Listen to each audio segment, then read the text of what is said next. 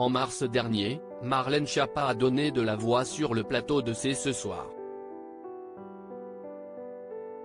Une altercation face à Andrea Bescond, et des images qui ont inondé les réseaux sociaux. Marlène Schiappa est revenue sur cet incident auprès de Closer. Depuis quelques semaines, Marlène Schiappa est au cœur de plusieurs polémiques.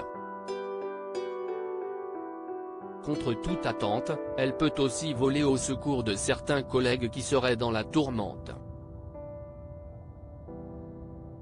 Ainsi, elle a pris la défense de Bruno Le Maire au sujet du passage érotique de son livre.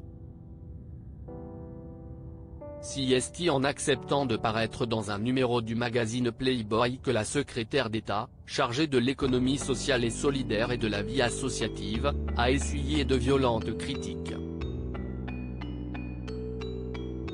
Un shooting qui a déplu à la première ministre, Elisabeth Borne. Cette sortie a bien sûr été un terreau fertile pour l'opposition, y compris pour Ségolène Royal, révoltée par la une du magazine.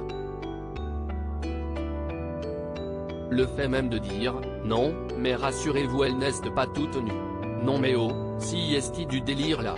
Non mais allô la terre, là. Où on est.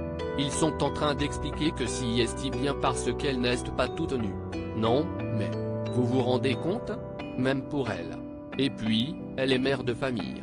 S'est-elle agacée?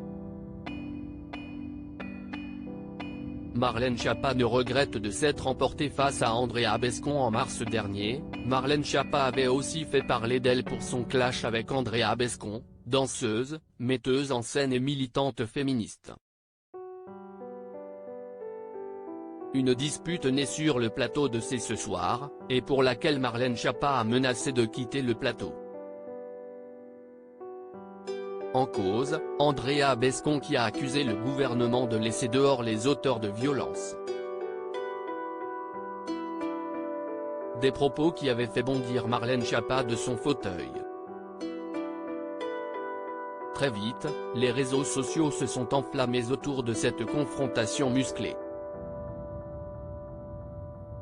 Nos confrères de Closer ont demandé à Marlène Schiappa si elle regrettait ce coup de sang.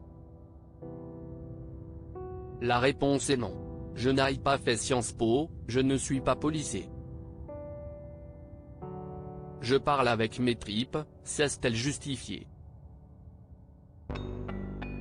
Ce qui m'a vraiment vexé, si est de m'entendre reprocher que je ne connaissais pas personnellement les violences sexuelles, alors que je les connais intimement et familialement de façon directe et dramatique.